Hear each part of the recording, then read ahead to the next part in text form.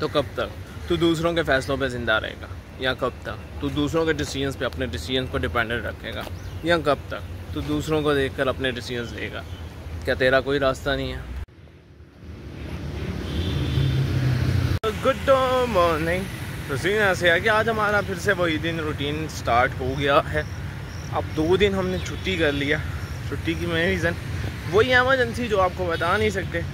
बाकी अब दोबारा से वो 9 to 5 वाली जॉब पे जा रहे हैं, जहाँ पर हम लोगों को करना है कुछ नया काम। पहले तो जाके देंगे जवाब, उसके बाद करेंगे सवालों के जवाब जो खुद सोच रहे हैं। जल्दी जल्दी भागते हैं इससे पहले और लेट हो जाए, नहीं तो क्लास तो वैसे ही लगनी है। हम फिर आ गए हैं वहीं पर जहाँ से हमारी ज़िंदगी की शुरुआत होती है। राइट, ये वो स्पेस है जहाँ पे वी आर स्टैंडिंग और हम अपना तकरीबन आधा घंटा गुजारते हैं। अब ये वो जगह ऑफिस के नियरेस्ट पड़ती है, वो इसलिए कि हम लोगों को अब हवा भी तो खानी होती है। हवा खाने के लिए हम बाहर आते हैं और जब हवा खा लेते हैं फिर काफ़ी रिफ़्रेशमेंट फ़ील करते हैं। अब जो दिन के आप सुबह 8 से लेके तकरीबन 5 बजे तक बैठे रहोगे तो भाईजान पेट तो बाहर आएगा ही ना।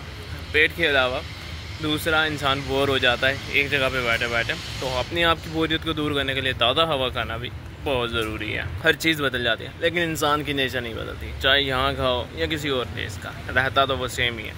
ये चीज़ मुझे अभी नहीं बट थोड़ी देर पहले ही पता चली।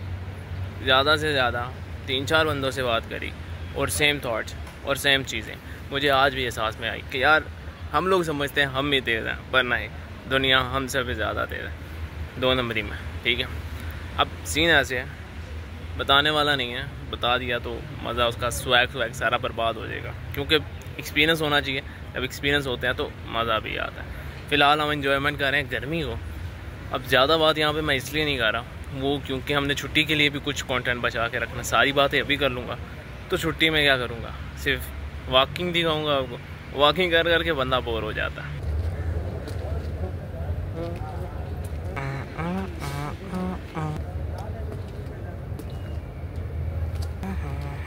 सारी चीज़ें एक साथ बताऊंगा तो अभी जो कंटेंट मेरे एडिशनल दिमाग में आता होता है वो मैं कहाँ से लेकर आऊँगा। खैर अभी मेरी होगी छुट्टी और मैं चल के जा रहा हूँ घर पे वापस। रोज़ाना का वॉक एंड पेट को अंदर ले जाने के लिए बेनिफिशियल होता है और सेहत के लिए भी अच्छा था। ओ जी हाँ, ओ जी लोगों की मदद करना तो क्या तुम अच्छे इंसान हो? ज़रूरत में लोगों की हेल्प करना तो क्या तुम अच्छे इंसान हो? लोगों को टेंशन से फ्री करना तो क्या तुम अच्छे इंसान हो? किसी भी हार्ड टाइम में या किसी भी हार्ड सिचुएशन में लोगों की हेल्प करना तो क्या तुम अच्छे इंसान हो? अपना काम छोड़ के दूसरों का काम करना तो क्या तुम अच्छे इंसान हो? खुद को मुसीबत में देख के दूसरों को तंग ना करना तो क्या तुम अच्छे इंसान हो? दूसरों को फ़ौरन रिप्लाई करके और उनके रिप्लाई का वेट करना तो क्या तुम अच्छे इंसान हो? हकीकत से वाकिफ़ होकर अनजान बनना तो इसका क्या मतलब है तुम एक अच्छा इंसान हो? मान लिया कि तुम एक अच्छे इंसान हो, लेकिन जब तुम्हें ज़रूरत होती है तो इस अच्छे इंसान की मदद कोई अच्छा इंसान क्यों नहीं करता? उस वक्त सब बुरे क्यों हो जाते हैं? पता है क्यों? क्योंकि हम तब तक सिर्फ उनको अपने काम से मतलब होता है, जब आपको उनकी नीड होती है तो they are invisible for you. अगर आप भी ऐसे ही इनविजिबल हो जाएं तो वो 2-4 लोगों में आपको ऐसे ऐसे बातें कर जाते हैं कि जो लोग आपको अच्छा समझते हैं they think you are not a good person.